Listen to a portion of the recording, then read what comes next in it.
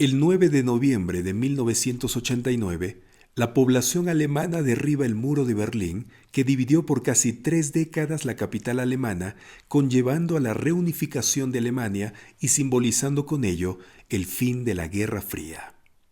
Ese mismo día, miles de personas obtuvieron su libertad y pudieron volver a ver y unirse con sus familias y amigos después de 28 años de separación forzosa.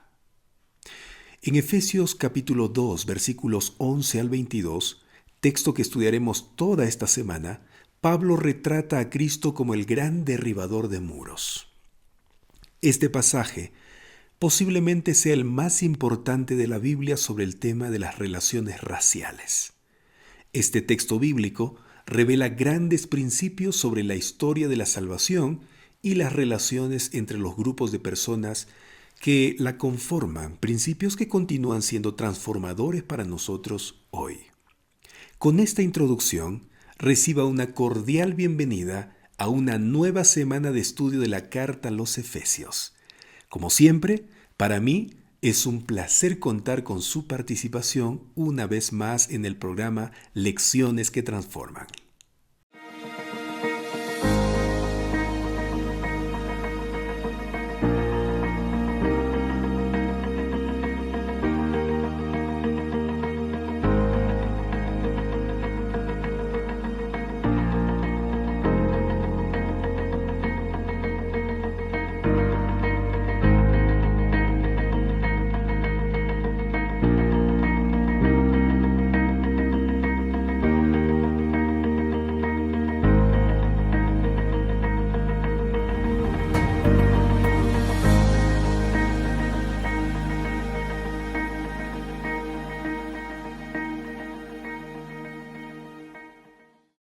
Estamos juntos otra vez gracias a nuestro buen Dios. Muchas gracias por su cariño, muchas gracias por su audiencia, su amistad y su compañía. Siempre es un privilegio contar con su participación en este espacio de estudio, querido amigo, amiga. Quiero que sepan que siempre leo los comentarios que ustedes escriben. Leo sus buenos deseos para mí y mi familia. Leo sus saludos, sus reacciones y leo sus pedidos de oración. Mi deseo es que el Señor bendiga su vida en abundancia, hoy y siempre. El título del tema de este día, domingo 23 de julio, es Acercados en Cristo. En Efesios capítulo 2, versículos 11 al 22, Pablo ve que la cruz de Cristo marca una diferencia dramática, ya que destruye esas barreras y muros. Verticalmente, la cruz disuelve la enemistad al reconciliar al ser humano con Dios. Horizontalmente, la cruz reconcilia a las personas entre sí. La cruz quita la enemistad y trae la paz entre judíos y gentiles, haciéndolos una nueva humanidad. Juntos se convierten en un nuevo templo, morada de Dios mediante el Espíritu Santo. De esto y otros temas más estudiaremos esta semana para descubrir su significado para nosotros también en la actualidad. Hoy comenzaremos analizando los versículos 11, 12 y 13 de Efesios capítulo 2. Les invito por favor a abrir su Biblia allí donde están para leer los dos primeros versículos, 11 y 12.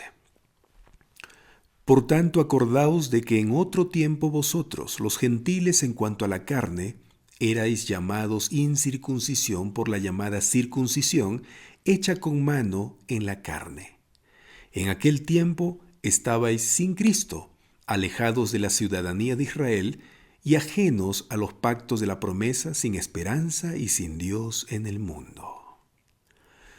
Estos versículos están dirigidos principalmente a los gentiles cristianos en Éfeso. Pablo quiere que ellos recuerden su condición antes de que llegaran a Cristo, o más bien, antes de que Cristo los hallara. La vida sin Cristo y la vida con Cristo permanecen en absoluto contraste una con la otra, un contraste tan absoluto como la oscuridad y la luz, como la muerte y la vida. Aunque el desafío es aplicable tanto a judíos como a gentiles, Pablo les recuerda especialmente a los gentiles cómo eran ellos antes de que Cristo entrara en sus vidas, para que estén conscientes y se regocijen en el privilegio de su nueva vida en Cristo Jesús. En primer lugar, Pablo dice que los gentiles estaban sujetos a una vida de prejuicios. Efesios capítulo 2, la primera parte del versículo 1 dice que los gentiles eran llamados incircuncisión por la llamada circuncisión. Amigos, todos sabemos que los calificativos en cualquier momento o lugar son ofensivos a la dignidad humana y al valor que Dios le da al ser humano, tanto al hombre y a la mujer. Sin embargo, los judíos parecen que ignoraban este principio de respeto que todo ser humano merece. Pablo dice que los judíos llamaban a los gentiles incircuncisión de forma despectiva, y ellos se llamaban a sí mismos circuncisión, con aire de arrogancia y autosuficiencia. Pero el apóstol Pablo declara la insignificancia de tales calificativos al afirmar que la circuncisión de los judíos fue, después de todo, hecha con mano en la carne. ¿Qué quiere decir con esta afirmación el apóstol Pablo? Para saberlo necesitamos recordar que la circuncisión fue introducida en el contexto del pacto renovado de Dios con Abraham en Génesis capítulo 17 y se convirtió en un rito religioso para los israelitas que lo marcó como el pueblo especial del pacto. Recuerden que la circuncisión es una cirugía para quitar el prepucio, es decir, la piel que cubre la punta del órgano genital del varón. Esto, en los tiempos bíblicos, era una práctica muy dolorosa hecha a mano, sin anestesia, con un instrumento punzocortante, como una navaja o un cuchillo. En ese tiempo no había los recursos médicos que en la actualidad existen. En nuestros tiempos, realizar esta cirugía es muy sencilla, rápida y casi nada dolorosa, pero en los tiempos bíblicos no era así. Pero era necesario porque Dios había elegido ese método para señalar a su pueblo y diferenciarlo del resto del mundo. Pero desde que el bautismo fue instituido en la iglesia cristiana, ha reemplazado al rito de la circuncisión para señalar de manera visible al pueblo de Dios. Pero tanto la circuncisión como el bautismo no debían ser considerados solo como simples actos externos. Por ejemplo, Moisés fue más allá de un simple rito externo al afirmar el significado especial de la circuncisión, haciendo un llamado a la circuncisión del corazón en Deuteronomio capítulo 10, versículo 16. Vamos a leer este texto, por favor, Deuteronomio capítulo 10, versículo 16. Así que circunciden el prepucio de su corazón y no sigan siendo obstinados. Este versículo nos da a entender que en la vida espiritual lo externo es importante, sin embargo, lo interno es crucial. Dios desea que seamos señalados por el Espíritu Santo interiormente para que lo exterior sea una realidad verdadera, no una hipocresía. La elección espiritual de Israel como pueblo especial lo situó bajo la obligación espiritual y moral de manifestar ante todas las naciones el carácter de compromiso y obediencia al Dios del pacto. La circuncisión, más que una marca física, era una señal de consagración a Dios, de una elección especial para cumplir una misión. En Deuteronomio capítulo 7, versículos 6 al 8, allí se nos muestra que la elección de Israel por parte de Dios como su pueblo no estaba enraizada en alguna cualidad especial de ellos, sino en la decisión soberana y amorosa de Dios. Israel fue elegido y consagrado para ser un mensajero ante todas las naciones y un canal para las bendiciones de Dios al mundo. Es por eso que Dios le dijo al patriarca Abraham en Génesis capítulo 12, versículo 3, en tus descendientes, es decir, en los israelitas, serán benditas todas las naciones de la tierra. Dios había elegido a Israel, lo había llamado para conservar entre la humanidad el conocimiento de su ley, así como los símbolos y las profecías que señalaban al Salvador. Dios deseaba que su pueblo Israel fuese como fuente de salvación para el mundo. Debía revelar a Dios ante los seres humanos. Pero ahora sabemos que, desafortunadamente, Israel falló en cumplir ese llamado. La que debía ser una señal de fidelidad a Dios y un recordatorio constante de la condición de Israel como el recipiente escogido de bendiciones para todas las naciones, se convirtió en el factor divisor entre los judíos y los gentiles.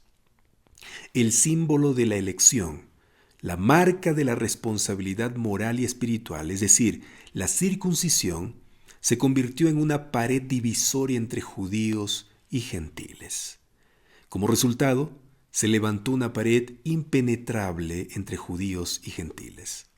Pablo dice en su carta a los Efesios que los gentiles cristianos estaban expuestos al desprecio de ser llamados incircuncisión, pero que ese calificativo era cosa del pasado. El apóstol Pablo escribió a los Gálatas en el capítulo 5, versículo 6, que en Cristo ni la circuncisión vale algo, ni la incircuncisión, sino que la fe que obra por el amor.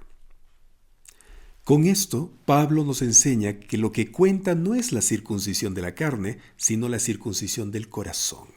Así como lo confirma también el mismo Pablo en Romanos capítulo 2, versículo 29. El apóstol Pablo dice en Efesios capítulo 2, versículo 11, que la antigua circuncisión es hecha con mano en la carne. Pero la nueva circuncisión no es hecha a mano, dice el mismo apóstol a los Colosenses capítulo 2, versículos 11 y 12. Pablo dice que en Cristo hemos sido circuncidados al echar de vosotros el cuerpo pecaminoso carnal en la circuncisión de Cristo, sepultados con Él en el bautismo, en el cual fuisteis también resucitados con Él mediante la fe en el poder de Dios que le levantó de los muertos. Por lo tanto, la antigua circuncisión divide a las personas, mientras que la nueva las une. En segundo lugar, amigos, en el versículo 12 de Efesios capítulo 2, Pablo dice o sigue recordándoles a los gentiles cómo eran ellos antes de que Cristo entrara en sus vidas, y lo hace para que estén conscientes y se regocijen en el privilegio de su nueva vida en Cristo Jesús. Pablo les dice que antes de que Cristo viniera, ellos estaban alejados de la ciudadanía de Israel y ajenos a los pactos de la promesa. Sin Cristo, la vida de los gentiles se caracterizaba por la pobreza y separación espiritual. Los gentiles se podían enorgullecer de sí mismos por todo lo que tenían: filosofía, literatura, educación, abundancia política, posiciones y ciudadanía en las naciones más poderosas del mundo. Pero, aún así, eran extraños ante las promesas del pacto y las aspiraciones mesiánicas que Dios había revelado a Israel. Amigos, la historia es testigo del estado de las personas sin Cristo. Las personas sin Cristo no logran encontrar una salida a su dilema espiritual presente en todos los sistemas religiosos y filosóficos del mundo. Solo el vacío domina a aquellos que están sin Cristo. Viven en un círculo vicioso de un sinsabor a otro. No tienen respuesta al problema del pecado. Y es que, amigos, sin Cristo la vida es vacía, desolada y distante. Y en tercer lugar, Pablo dice en la última parte del versículo 12 que antes de que vinieran a Cristo, los gentiles vivían sin esperanza y sin Dios. Amigos, cualquier esperanza que no surja de una fe basada en Dios no es esperanza. El apóstol estaba consciente de que Dios se había revelado a la humanidad de muchas maneras, incluyendo la naturaleza, según Romanos capítulo 1, versículos 18 y 19. Pero los gentiles escogieron la idolatría, creando muchos dioses y muchos señores, como lo dice 1 Corintios capítulo 8, versículo 5. La misma ciudad de Éfeso fue testigo de uno de esos dioses en la forma de Diana. Sin embargo, todos los dioses y diosas de Roma y Grecia no pudieron llenar el vacío del alma humana o resolver el problema del pecado. No, ellos creían en dioses, pero no tenían conocimiento del Dios verdadero.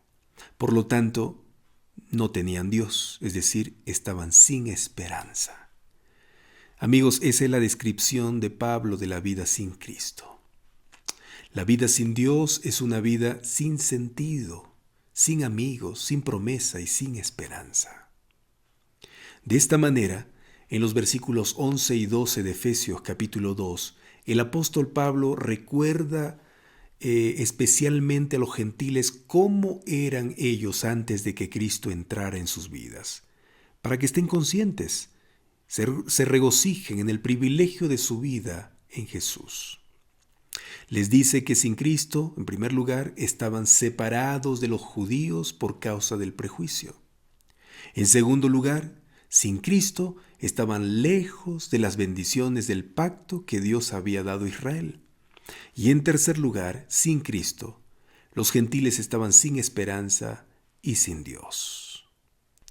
Pero afortunadamente, Pablo no termina allí, amigos.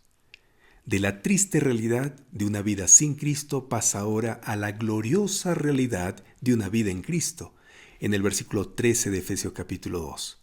Vamos a leer Efesios capítulo 2, versículo 13.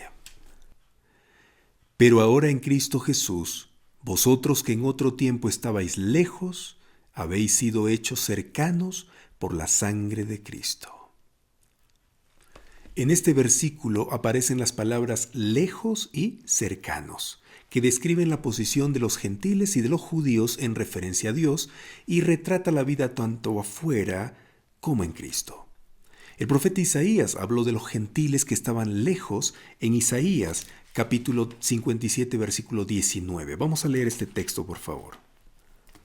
Produciré fruto de labios, paz, paz al que está lejos y al cercano, dijo Jehová, y lo sanaré.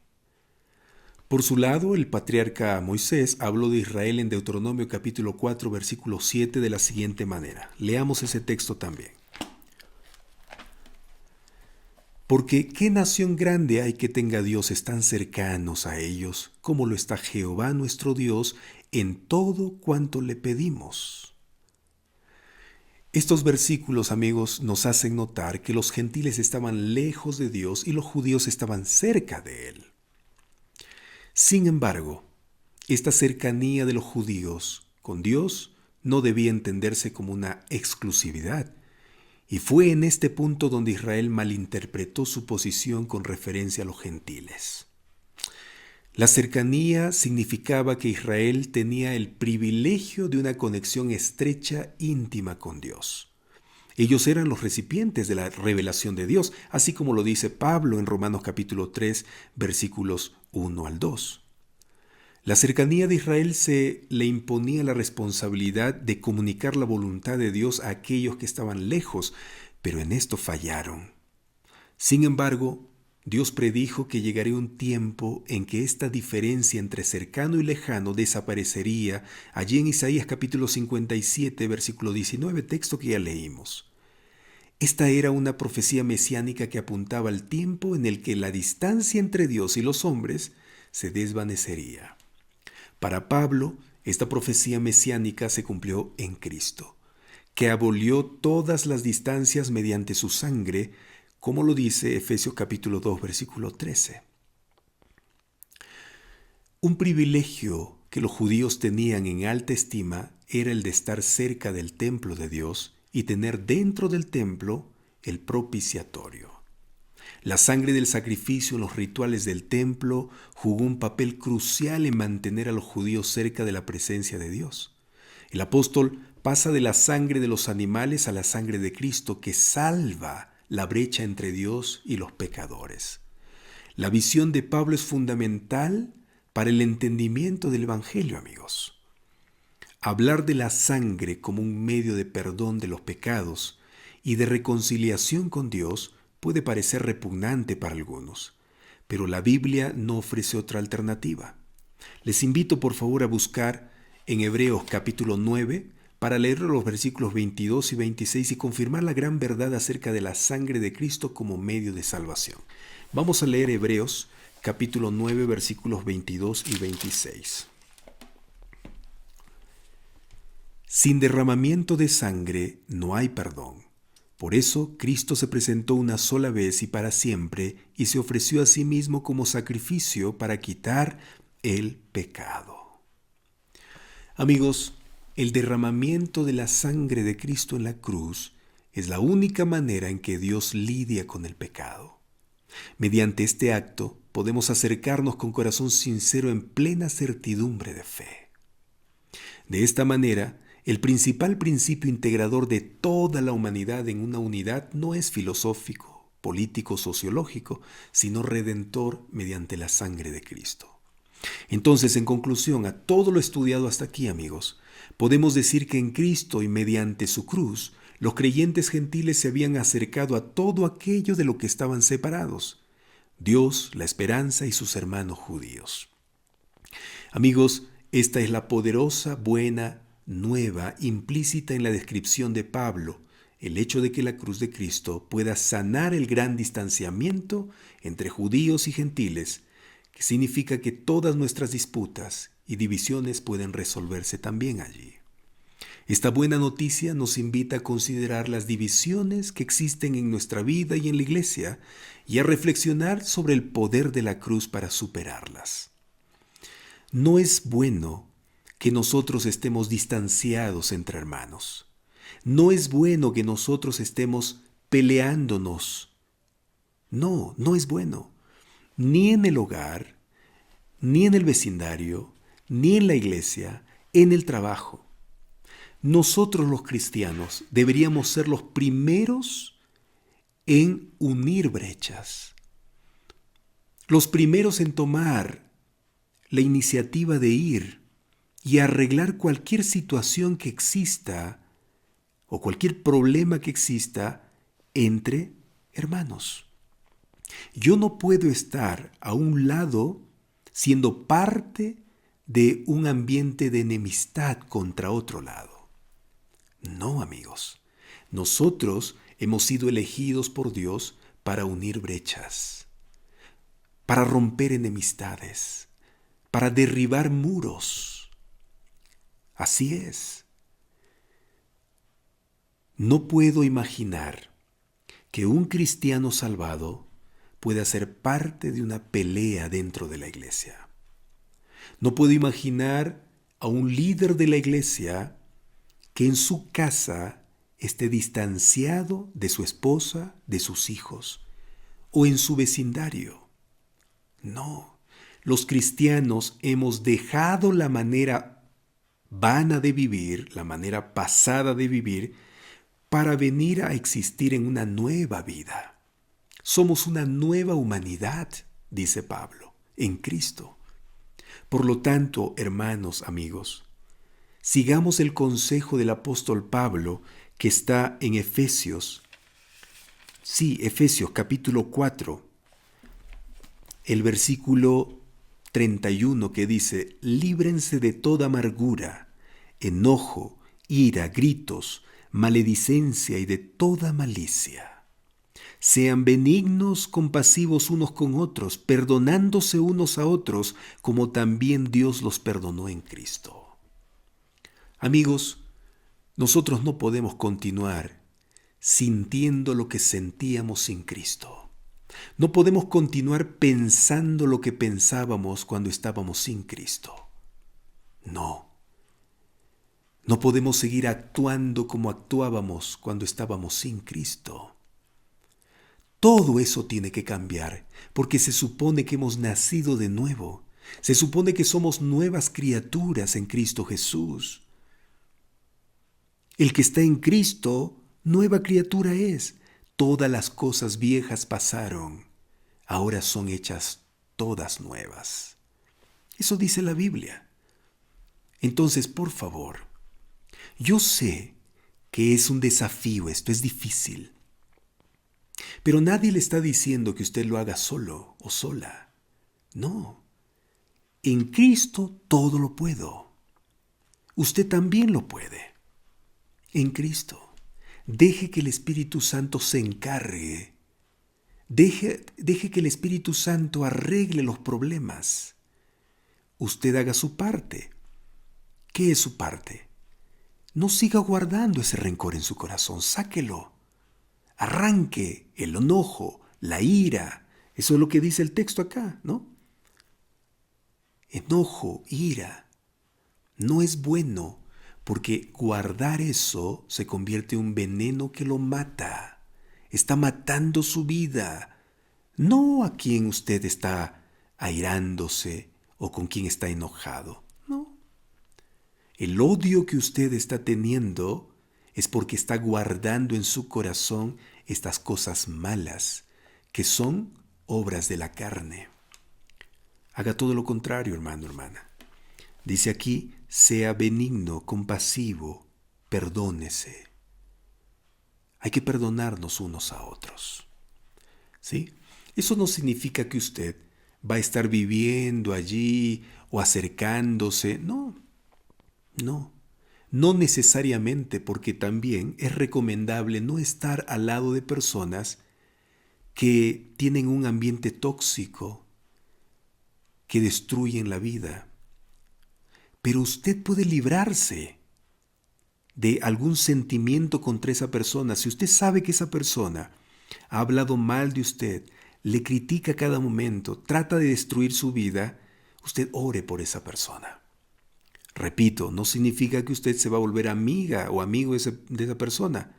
Tal vez surja un milagro más adelante, pero por ahora, ore al Señor. Ore por esa persona, para que Dios cambie su forma de ser, para que Dios limpie también su vida como lo hace la de usted. Eso es lo que tenemos que hacer. ¿Sí? Por eso repito, nosotros estamos en un mundo muy malo, muy terrible. Y especialmente los cristianos son los que sufren más. Y no cualquier cristiano. Aquellos cristianos que están tratando de consagrar su vida al máximo. El enemigo sabe quién se consagra más y quién no. Y a ese que se consagra más, Satanás lo ataca por todos lados. Pero sabes, no estás solo, no estás sola. El Señor está contigo. Pero recuerda muy bien que ahora nuestra vida no puede ser una vida llena de enemistades, de prejuicios. Los prejuicios se rompen con Cristo. Las enemistades se rompen, las barreras se rompen con Cristo. Hay que amar a todos por igual. Hay que aceptar a todos por igual. Sí, hermanos. En lo posible, dice la Biblia, estemos en paz con todos. En lo posible. No va a ser fácil. Usted no va a estar en paz necesariamente con el 100% de los que le rodean. Pero en lo posible, trate de estar en su mayoría bien. Con la mayoría de personas, relaciónese de la mejor manera. Usted es un hijo de Dios. Usted ha sido acercado a Cristo. Y cuando uno es acercado a Cristo, la vida no puede ser igual. El que se acerca a Cristo recibe la bendición de su carácter, recibe la bendición de sus frutos. Juan capítulo 15 dice que cuando usted, como la rama, se pega, se mantiene pegado junto al árbol que es Cristo, los frutos salen. ¿Y cuáles son los frutos? Allí hemos visto, ¿no? En Gálatas capítulo 5, versículos 22 y 23. Amor, paz, paciencia, benignidad, bondad, mansedumbre, dominio propio. Y muchas otras cosas más lindas. Eso, mi hermano, mi hermana, por favor, el Señor no quiere que actuemos como gentiles sin Cristo o como judíos sin Cristo. No. El Señor quiere que a través de su sangre, a través del sacrificio que Él ha hecho, vivamos unidos, amándonos, perdonándonos, siendo compasivos unos con otros, entendiendo a la otra persona que también lucha con sus pecados, lucha con su naturaleza pecaminosa, igual que usted, igual que yo. Si usted tiene contra alguien algo, Siga el consejo de Jesús. El consejo de Jesús es, si tú tienes contra tu hermano algo, ve a tu hermano. Anda a tu hermano y habla con él. Cara a cara, a solas. Arregla el problema a solas. No estés yendo a comentar tu problema con ese hermano o con esa hermana, con otro fulano o con otra sultana. No. No hables mal de esa persona detrás. No. Si tienes que decir algo, si tienes que mostrar tu incomodidad contra alguien, anda tú solo con esa persona. Pídele a Dios fortaleza para hacer eso.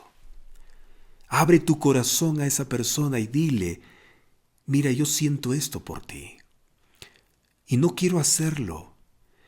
Quiero unirme contigo, quiero ser parte de ti. Quiero ser tu amigo, tu amiga. Porque somos hermanos en Cristo Jesús. Nuestro Padre Celestial nos ha unido. Por favor, no quiero continuar yo mirándote de esta manera y no desearía que tú también me mires de esa forma o hables de mí de esa forma. Por eso yo he venido a ti de manera personal para arreglar esto.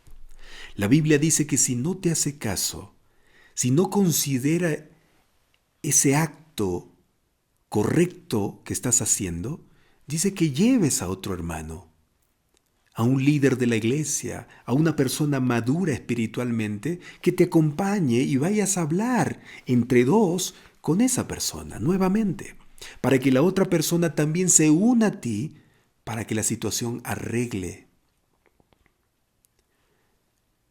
Ahí están los pasos, amigos. No necesitamos hacernos daño entre nosotros. No necesitamos estar lastimándonos. Porque, amigos, escucha una cosa. La imagen de una persona cuesta levantarla. Pero nada cuesta derribarla. Levantar la imagen de una persona demora años. Años. Derribarla, segundos. Es terrible, amigos. Y no es posible que en la iglesia de Cristo haya miembros que estén enemistados, sentándose uno a un costado, otro a otro costado, y no se miren, no se saluden dentro de la iglesia. ¿Cómo tú puedes estar escuchando la palabra de Dios y salir de allí sin haber arreglado con tu hermano? ¿Cómo puedes estar orando, estudiando la Biblia, si no arreglas tu problema con Dios y también con tus semejantes primero? ¿Cómo? Yo sé, hermanos, yo sé, por experiencia te lo digo, que no es fácil. Y también no todos quieren arreglar. No todos. A veces nos abrazamos, nos perdonamos, sueltas a esa persona y se va y continúa actuando igual. Pero eso ya no es tu problema. Ya no es tu problema. Ya es el problema de la otra persona que no quiere arreglar la situación, que no quiere ser diferente, que no quiere dejarse transformar por el Espíritu Santo. Pero tú ya lo hiciste, no sigas en eso. Vive en paz, porque el Señor sacó tu carga cuando tú fuiste y pediste perdón, quisiste arreglar. Fuiste sincero. Vive en paz. Vive en paz. ¿Está bien? Eso es de manera práctico lo que nos enseña la palabra de Dios hoy. Cuando dice acercados en Cristo, es porque al lado de Cristo nuestra vida tiene que cambiar. Al lado de Cristo tenemos que ser diferentes. El amor tiene que sobresalir. El rencor tiene que desaparecer. El enojo, la ira, la maledicencia, que es el chisme, ¿no? Maledicencia es chisme, la malicia, los gritos, todo eso tiene que cambiar. Y debemos ser mansos y humildes como nuestro Señor Jesucristo. Así es cuando estamos acercados en Cristo. Somos diferentes. Y Pablo nos dijo hoy, ¿no? Ustedes eran así sin Cristo, peleados, separados, insultándose, pero en Cristo ahora están unidos, son hermanos. Hermanos, eso es lo que quiere Jesús.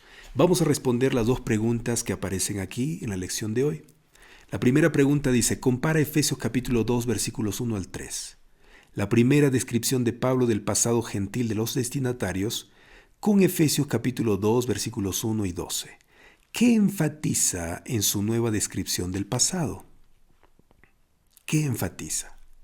Si usted lee, hermano, hermana, estos dos textos, uno, Efesios capítulo 2, versículos 1 al 3, y el segundo, Efesios capítulo 2, versículos 11 al 12, usted se dará cuenta que Pablo enfatiza el hecho de vivir una vida sin Cristo, excluidos de la ciudadanía del pueblo de Dios y de las promesas del pacto divino. Eso es lo que dice acá. Efesios capítulo 2, versículos 11 y 12. Por tanto, acuérdense de que en otro tiempo ustedes, los gentiles en la carne, eran llamados incircuncisión, por la que se llama circuncisión hecha con mano en carne. En ese tiempo estaban sin Cristo, excluidos de la ciudadanía de Israel, ajenos a los pactos de la promesa. Eso es lo que enfatiza Pablo. ¿Por qué hace Pablo eso? Para que ellos sepan de qué lugar han salido, de qué condición han salido. Eso, ¿sí? ¿De qué condición? Vamos a la segunda pregunta. ¿De qué condición te ha redimido Jesús? Qué interesante. ¿De qué condición te ha redimido Jesús? ¿Por qué sería importante que recordaras con cierta asiduidad? Es una palabra que no mucho se usa, ¿no? En el ámbito común. Asiduidad. ¿Qué es asiduidad? Significa frecuencia, constancia, ¿sí? Eso, continuidad. En otras palabras, aquí el autor está preguntando, ¿por qué sería importante que recordaras con cierta frecuencia, con cierta continuidad, con cierta constancia, dónde estabas cuando Él te encontró y dónde podrías estar ahora si Él no te hubiera encontrado? Esta es una respuesta que usted tiene que hacerlo abriendo su corazón. Por eso yo no he compartido mi respuesta, porque es muy personal. Pero yo podría decir en forma general, amigos, ¿dónde estaría? Perdido.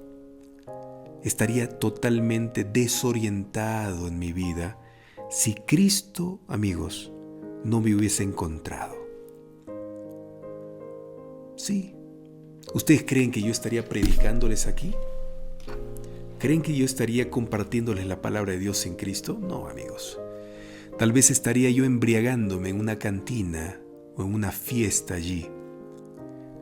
Tal vez yo estaría siendo infiel con 1, 2, 3 mujeres a mi esposa, teniendo hijos en una mujer, en otra mujer. ¿Qué sería de mi vida? Terrible. Tal vez estaría metido en el alcoholismo, estaría metido en la drogadicción. Tantas desgracias. Amigos, pero gracias a Jesús, que el Señor me encontró. Él me encontró. Y a usted también. Y si estoy hablando a alguien en este momento que está en la situación de estar sin Cristo, yo le invito que usted pueda acercarse a Él. Dígale, Señor Jesús, yo quiero estar a tu lado, quiero que tú me transformes, quiero que tú cambies mi vida. Cuando tú haces ese pedido, el Señor automáticamente viene y dice, sí quiero. Y te va a tocar, te va a limpiar, te va a purificar, te va a dar su manto de justicia, su carácter. Sí, solo pídele, dile, Señor, por favor, yo quiero hacerlo, yo quiero estar a tu lado, dame una oportunidad. Y si tú estás vivo o viva, es porque el Señor quiere darte una oportunidad. Si estarías muerto o muerta, no habría sentido. Pero estás vivo, viva, aprovecha esa oportunidad. ¿Quieres hacerlo? Muy bien, agradece al Señor que te encontró. Ahora que tú estás escuchando este tema, significa que Dios te encontró, porque te está dando un mensaje maravilloso. Vamos a orar. Querido Señor, gracias por tu palabra. Gracias por enseñarnos. Gracias por romper las barreras, las enemistades, los prejuicios, Señor. Y de todos nos hiciste un solo cuerpo, una sola iglesia. Alabado sea tu nombre, porque nos rescataste de la vana manera de vivir, de la vida sin ti, Señor, de la tristeza, del vacío, de la desesperación. Tú nos salvaste. Y ahora estamos junto a ti. Nos hemos encontrado contigo. ¡Qué bendición! Ahora tú puedes producir frutos en nosotros, frutos de vida eterna. Bendice a mis hermanos y hermanas que hoy han estudiado conmigo la Biblia. Que, Señor, toda esta teoría sea llevada a la práctica lo más pronto posible. Si es posible, hoy mismo. En el nombre de Jesús. Amén. Que Dios te bendiga, mi hermano, mi hermana. Muchas gracias una vez más por haber tenido un tiempo, hayas separado este tiempo para estudiar la Biblia conmigo. Gracias también una vez más por compartir los estudios diarios con todos tus amigos, tus compañeros. Gracias. Nos vemos en el próximo estudio.